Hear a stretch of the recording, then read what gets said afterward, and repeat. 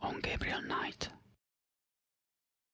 Malia, I know we come from two different worlds, but let's give this a try. Professor Hartridge, are you saying the voodoo used in the murders is real? I better make a copy of this silver bracelet. It might come in handy if I need to join this secret voodoo cult. Crash is afraid of something and won't talk to the police. Maybe I'll have better luck when they release him in 24 hours. Before we continue the story, remember to like and subscribe for more ASMR gaming content. As the morning breaks, I join Grace in the shop. Today she's particularly quiet, not picking on my uncombed hair or shabby looks. I smell jealousy. As I sip my coffee, I notice a strange guy staring through one of the shop windows. He looks like one of those drummers around the quarter, and he's giving me the creeps. Considering that Madame Casano mentioned hearing drums at night, I suspect these drummers are involved with a secret voodoo cult. Anyway, I asked Grace about the research I requested yesterday. Interesting, she found an old newspaper article from 1810 about a murder.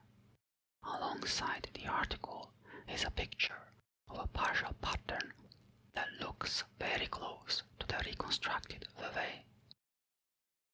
Could this really be the same voodoo cult operating in New Orleans since the beginning?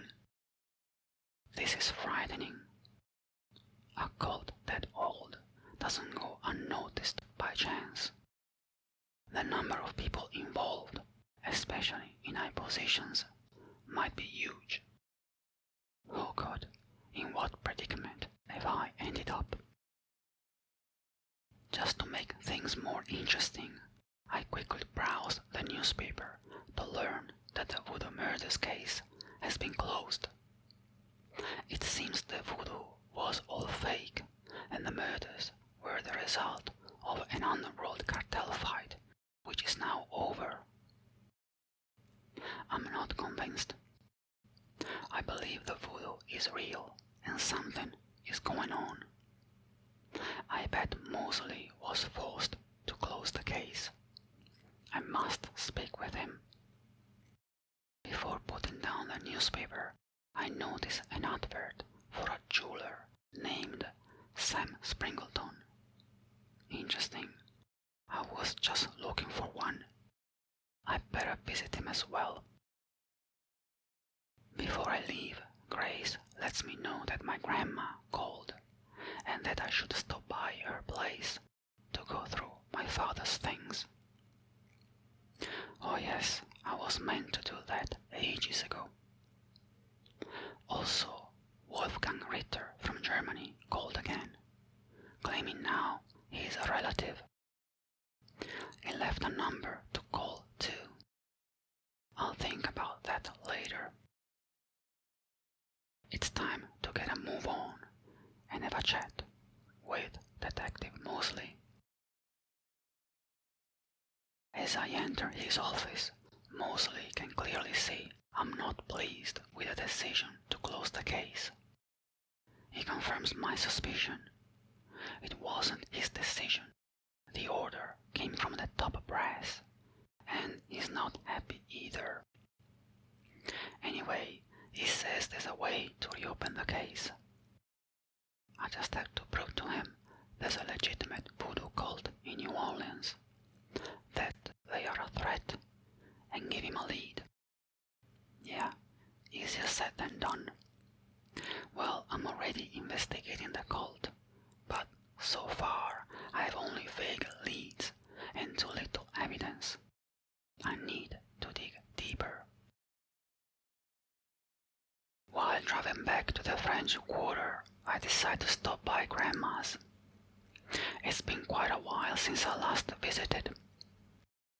She's always been so nice to me and really protective too. Who wouldn't be? She practically raised me by herself. Both my parents died in a car accident when I was only 8 years old. By then, Gran was already a widow, as my granddad died almost 20 years earlier in a car accident as well. Not much luck going around the Knight family, it seems. We chat about my father and granddad. Interestingly, she mentions how both were affected by weird and haunting nightmares. That's really odd, since I've been having those same nightmares for quite a while now. There must be something wrong with my family. I then move to the attic to go through my father's stuff. An old clock that probably belonged to my granddad grabs my attention. I notice a small drawer, like a secret compartment. I fiddle with it and manage to open it. Inside there's an old black and white photo of 3 men with Schloss Ritter 1925 written on the back. Schloss. My German is rusty, but I think it means castle. Besides that, there are a bunch of letters addressed to Heinz Ritter, from a certain Wilhelm Ritter from Rittersberg, Germany. I can't read much German, but one word is repeated over and over. Schattenjäger. No idea what that means. Maybe Grandma could shed some light. And indeed she does. It seems my granddad's real name was Heinz Ritter, but he changed it to Harrison Knight when he moved to the US in the 1920s. It looks like he was fleeing from his family, or rather from something about his family that he didn't want to be part of. Thinking about it, the guy calling me from Germany is Wolfgang Ritter. Could he be Granddad's brother or a cousin? He did say we were related. If it's true, then my family owns a castle. With my luck, it's probably a pile of rubble, and they're just contacting me to share the repair bill, because, we're family. Oh dear, I hope not. It's probably time to call this Wolfgang Ritter and hear what he has to say. He confirms that he is my great uncle, my granddad's brother, and that he had premonitions about me. He warns I'm in danger and should leave New Orleans today to join him in Rittersberg. Yeah, no way I'm leaving. Besides, I have no money to travel.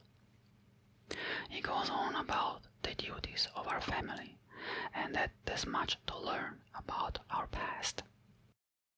To be honest, he sounds like a madman. Of course he does. Was there any chance he was a sane, long-lost relative, just eager to tell me he's bequeathing me all his fortunes? Anyway, I agreed to read a journal from one of our ancestors that he will send via overnight delivery. Probably the story of another Ritter madman.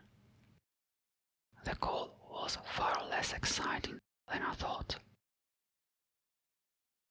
A bit disappointed, I move back to the front shop and notice Bruno is here. He's the florist next door, and he takes the opportunity to ask if I'll finally sell him the beautiful painting hanging on the wall near the cash register. It is indeed a beautiful yet haunting piece, the last one my father painted. With a bit of sadness, I give in. $100 and the sale is done. Bruno is ecstatic. Grace, however, gives me a look that could incinerate me on the spot. Sorry, Grace, but there are things I need to do, and I need the cash. St. John's Eve is coming up, a magical night in voodoo. I bet the voodoo cartel will hold a ceremony, and I need a costume to participate. And I know a place filled with voodoo stuff where I can buy one, the Dixieland drugstore. I quickly go to the store, and as I remembered, there's a crocodile mask on sale for $100. Exactly what I needed. Also, since I'm spending more than $50, I can benefit from their special offer. I can choose one of 2 free gifts, a gambling oil or a potion for luck with the ladies. I opt for the gambling oil, for obvious reasons. To be honest, I should quit all this voodoo nonsense and hit Las Vegas. While driving around, I remember the advert for a jeweler named Sam Springleton. Maybe he can reconstruct the bracelet from the mold I made. I find him at the nearby pub, playing a cursed game of chess against his friend Marcus. It looks like Sam hasn't won a single game against Marcus for the past 20 years. It must be a world record. Unfortunately, he seems uninterested in the bracelet until he finally wins. Luckily, I learn from the barman that Sam is into voodoo stuff, small potions, charms, etc. And it just so happens I have a gambling oil with me. I manage to grab Sam's attention and show him the oil. With no hesitation, he gulps a bit of it and goes back to his game of chess. And what do you know? Half an hour later, the game is over and he won. To say he's jubilant is an understatement. Since he owes me one, he agrees to reconstruct the bracelet from the mold for free. An hour later, he returns with my new serpent bracelet. What a day so far. But it is nothing compared to what I'm about to witness in a few minutes. On my way back to the shop, I decide to stop in Jackson Square. If I'm correct, Crash should be out of police custody, and maybe he'll share some of his secrets with me. I spot Crash wandering around the square, but as I try to approach him, he quickly moves away. After a couple of failed attempts, I decide to watch him from afar. I notice he gets closer to the ever-present drummer in the square, leans over, whispers something, and then goes into St. Louis Cathedral. I knew it. The drummers around the French Quarter are somehow involved with a cartel. I follow Crash into the cathedral. He's sitting on a pew, and he doesn't look good at all. Pale, sweating, his voice feeble and trembling. At first, he doesn't want to talk to me, saying I wouldn't understand since I'm not into real voodoo. But showing him the bracelet does the trick. He's now convinced I'm into the real stuff. He pulls up his shirt, revealing a tattoo of the same snake. Now I can ask him some questions. Unfortunately, he's a very small fish and doesn't know much. He confirms that the voodoo cartel controls everything in the city, and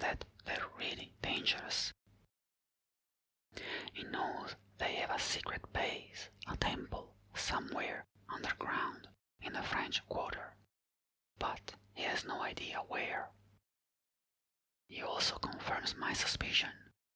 The drummers, rather drummers to be precise, are the eyes and ears of the cartel.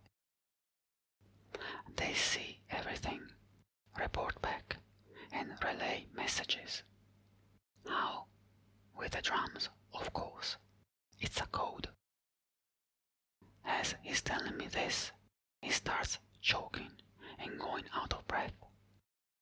Then, all of a sudden, he dies, right there, in front of my eyes. The cartel has eliminated a liability, apparently. Poor bastard. Before leaving and alerting the police, I copy his tattoo. I might need it if I want to attend one of their secret ceremonies. It's getting late, so I decide to head back to the shop. Grace is about to leave, and I just have time to ask her to find anything about Radha drums. It's time to go to sleep. Or maybe not. I call Malia, and a few minutes later, I'm at her place. It's June 22nd, and today I'm joining Grace from the front door rather than the back of the shop. While reading the newspaper and sipping my coffee, I glance at Grace. She looks even more jealous today. Oh well, she had her chances. But actually, it's not like that.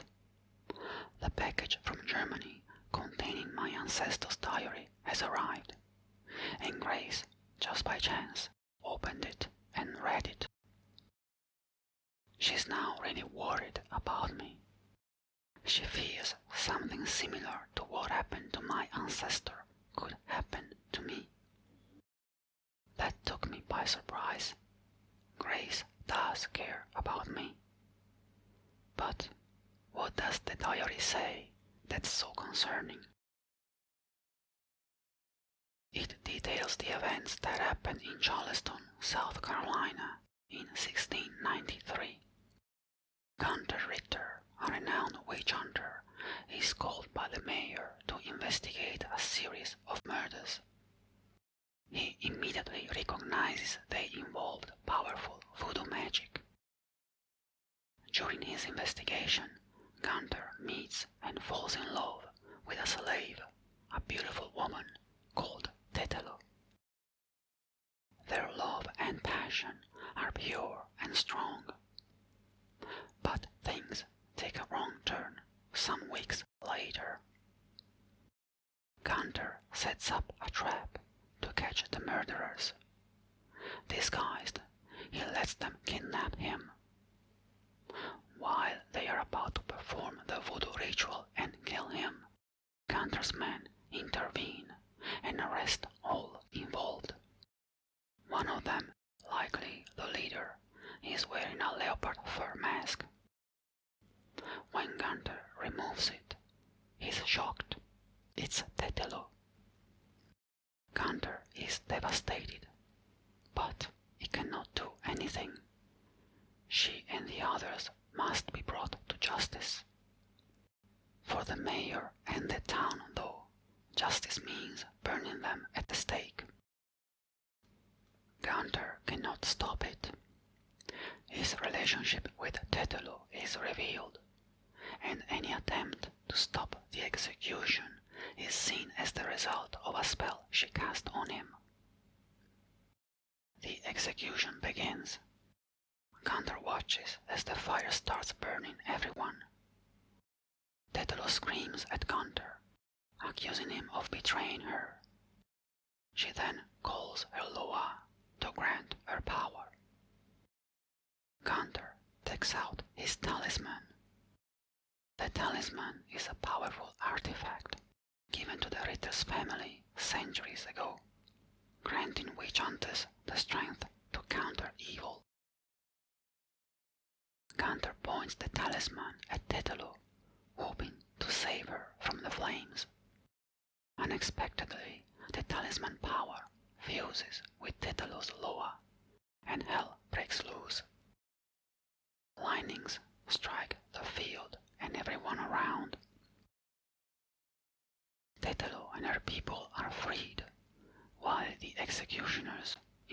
Gunter are left half dead. Titolo curses Gunter for betraying her, grabs the talisman, and disappears into the woods. This is indeed concerning and frightening.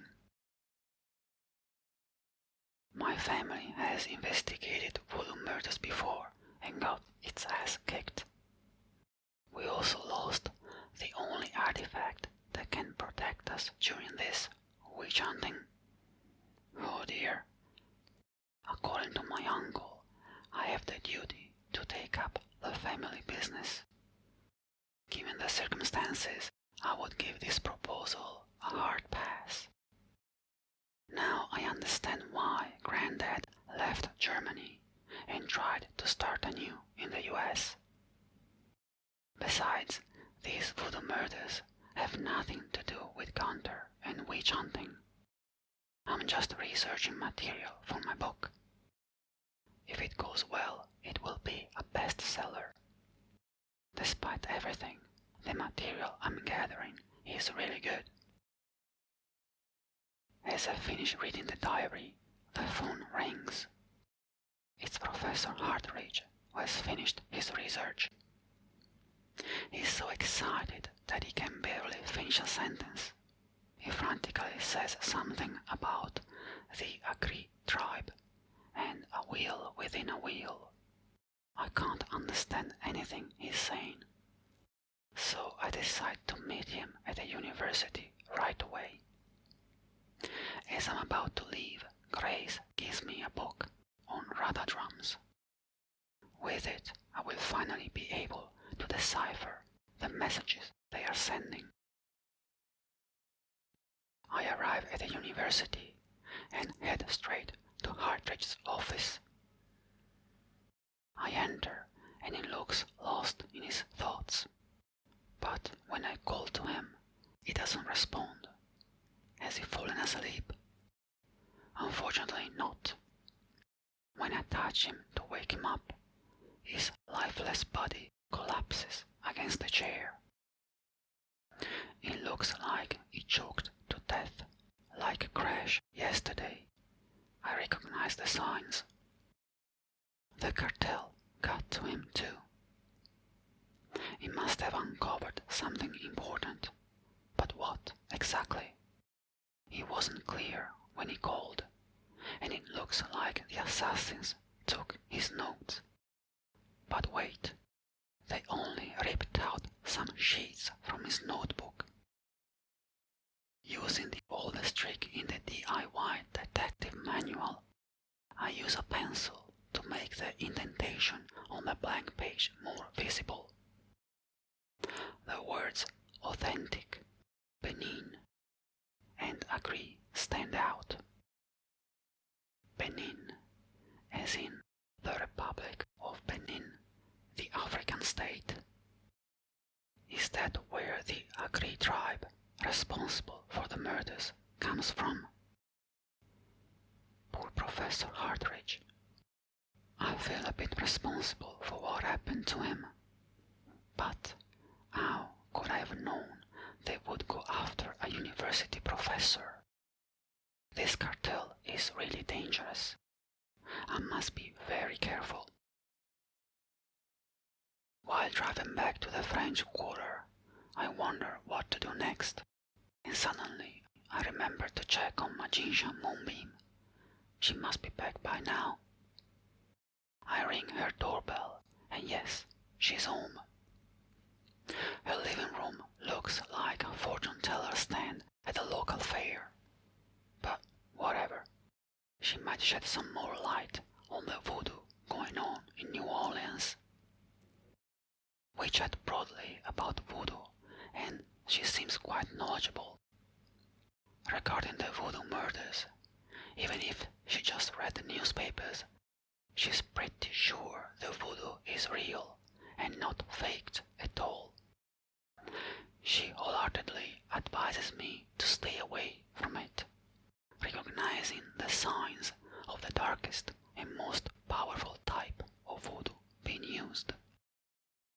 I wonder if she's involved and knows more than she lets its own, but my hunch says she isn't part of the secret cartel.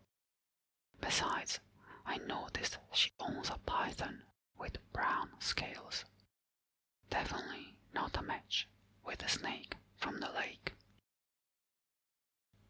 We also discuss St. John's Eve. She confirms it's a special and powerful night in voodoo. Many voodoo churches nowadays hold functions in their buildings, but in the old days they held ceremonies in the wild. They wore animal masks, had a huge bonfire, and danced. Sometimes these ceremonies were held in the swamp in Bayou Saint John or at Lake Pontchartrain. Interesting. I'm wondering if the secret cartel might do something similar tomorrow night. Finally, I show her the coded message I copied from Marie Laveau's tomb. She recognizes the code and gladly translates it for me.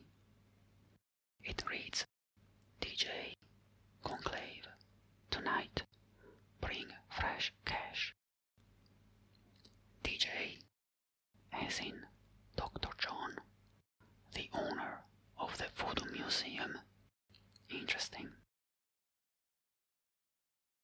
In the next episode, I know the secret voodoo cult will hold a conclave to celebrate St. John's Eve.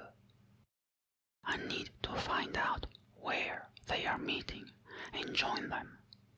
But how? This snake scale matches the one from the lake. I have a lead on the secret voodoo cult.